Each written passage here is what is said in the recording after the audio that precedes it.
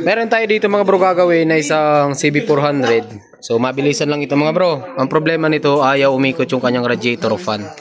So pagka ganito mga bro, hindi umikot ang radiator fan, problema po yan kasi hindi nyo maibabiyahe ito ng malayo. Kasi pagka hindi umikot ang radiator fan mga bro, possible po na mag-overheat yung ating mga motor. At yun. So bago natin umpisan mga bro, yung mga bago pa lang dito sa ating channel, huwag nyo pong kalimutan mag-subscribe and hit the notification bell para po lagi kayong updated pag meron po tayong mga videos na mga gagawin.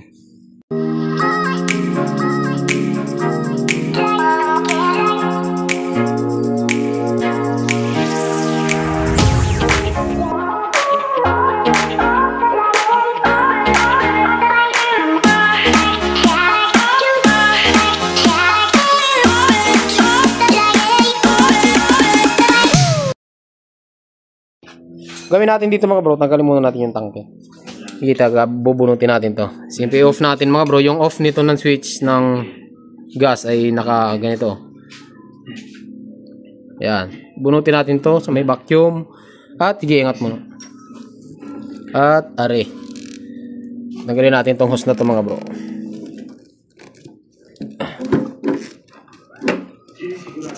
Tapa. Tigas buya.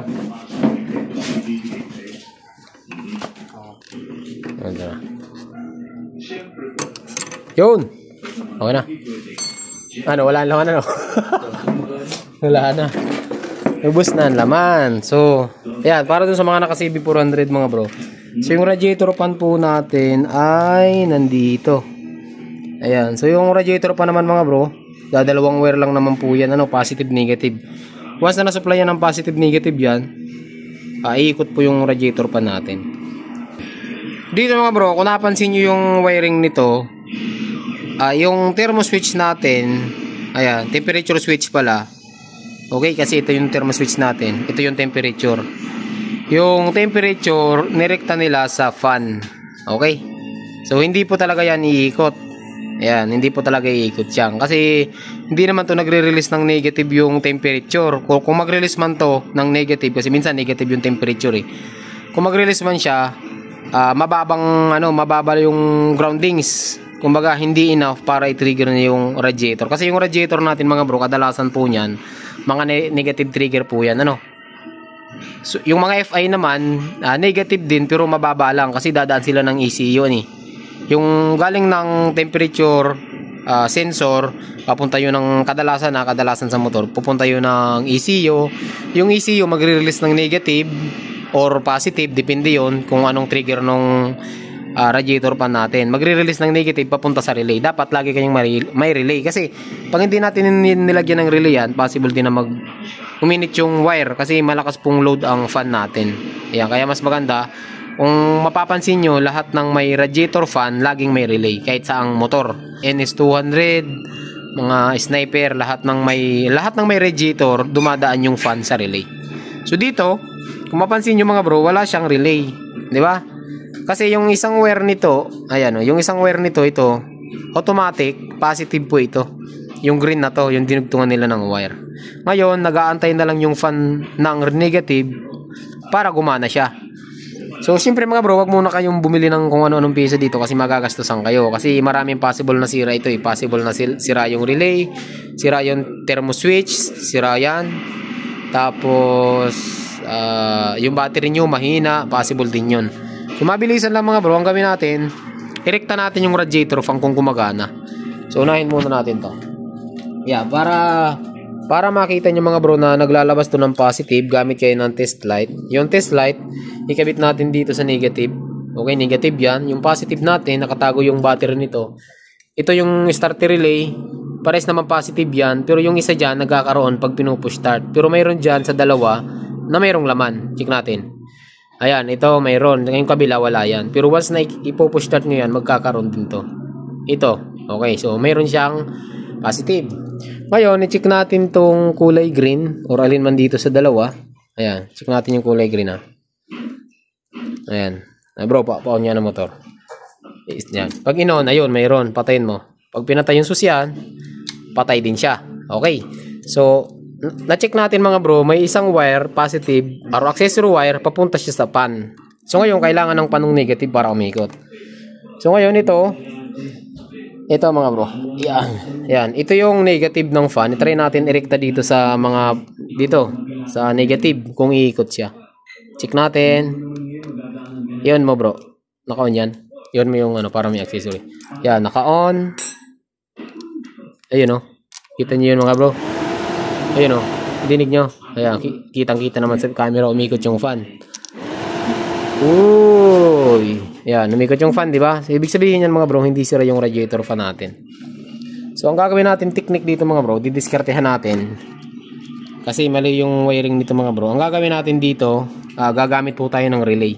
Kasi itong thermo switch nito mga bro, negative po ito. Parang ganito po yan Pakita ko sa inyo Itong test light, kabit natin sa positive. Ayun. Ngayon, lahat ng umilaw dito sa test light, dahil nasa positive siya, negative yun. Consider natin negative. Yan, negative dyan.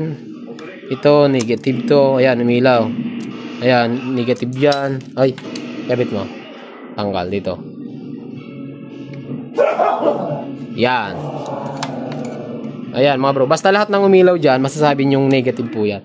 Ayan, umilaw. Okay, ngayon, kung check natin yung thermo switch, umilaw siya, di ba?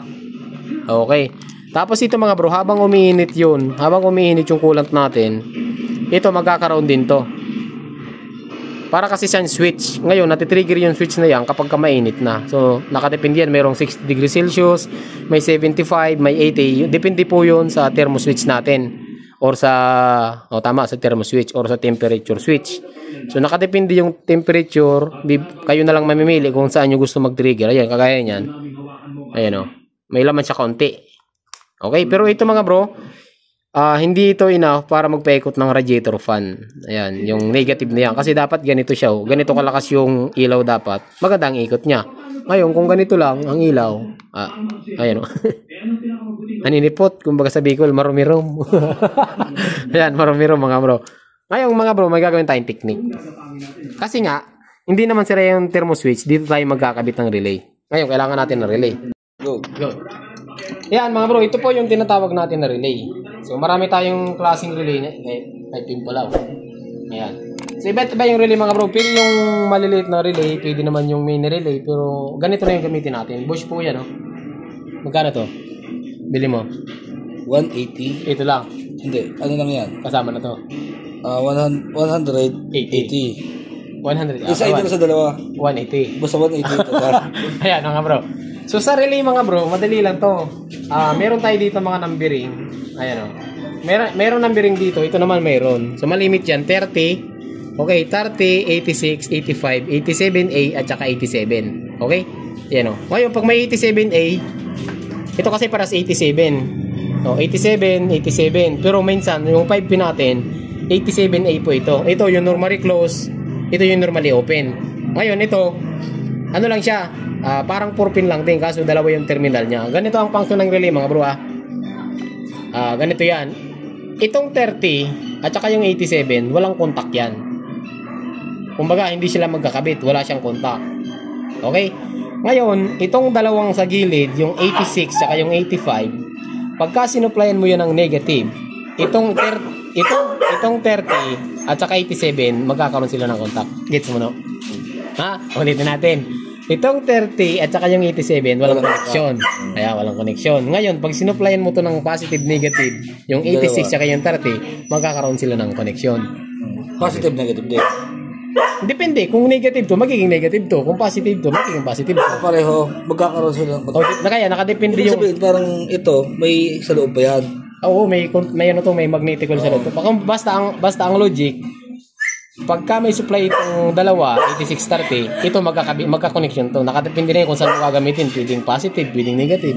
Ngayon, yun ang function ng mga bro. Ngayon, ang gagawin natin dito, ganito kasi hindi ko napapakita sa inyo mabuti yung pag-wiring natin.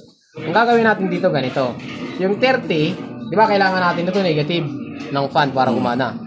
Yung 30, ikakabit natin sa negative. Tama. Ikakabit natin sa negative.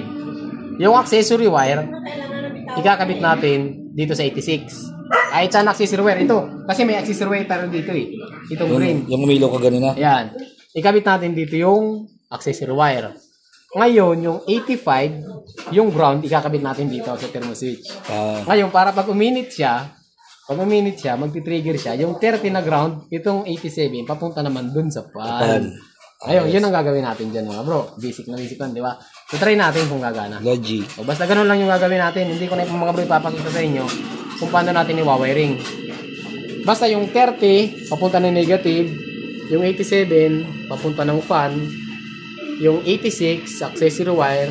Yung 85, papunta ng thermo switch. Okay, so ganyan natin. So, balikan ko na lang kayo mga bro mamaya, no? Okay. Tapos, nag-wiring din pala tayo ng signal ito. Tapos na yan. So, ang bilis umikot ng ano? Umilaw. Goods. Ayan mga bro, update po tayo dito sa ginawa natin. Ito na po yung relay natin, yung radiator fan relay. Okay, so ulitin ko yung 30 sa negative. Yung 87, papunta ng radiator fan. Yung 86, papunta ng accessory wire, positive po yun. Yung 85, galing ng thermo switch natin. Yun naman yung negative, yung magti-trigger ng fan. Ngayon, subukan natin pandarin. So ilalagay natin yung tangke at papandarin natin. Check natin kung mag-automatic na ba yung fan nito. Okay? So try natin muna. May laman pa? Wala na boy! So nakabit na natin yung tangke. On natin. Start. Uy. Antayin natin mga bro ngayon. Antayin natin na mag-trigger yung fan. Kapag ka hindi gumana, sablay yung ginawa natin. Pero pagka umikot yan mga bro, legit yung ginawa natin na yan. Patay, wala na palang gas. Hindi pala naka-on. Antayin natin boy. Hindi, matagal pa to. Mamaya na. So antayin na lang natin mga bro, no? So update ko kayo mamaya. Kasi baka matagal pa to. Malamig pa masyado yung radiator. Mahaba yung video natin. So cut muna natin. Ayan mga bro. So kung nakikita nyo, umandar yung kanyang radiator fan. So patayin ulit natin para makita nyo. Ayan, patay. So ayan, pandarin mo bro.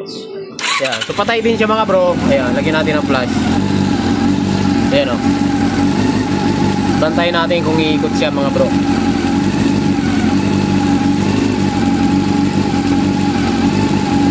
This I have. Walang preno sa likod to. Walang preno.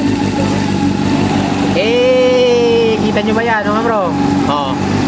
Diba? So umikot yung ating radiator fan. Malakas. So ngayon kapag bumaba yung temperature nito, kusang mamamatay din yung kulat. Ngayon pag na-hit niya na yung temperature ulit, iikot ulit siya. Ganoon naman talaga ang function ng radiator fan mga bro, no? Yun lang. Ayos na bro.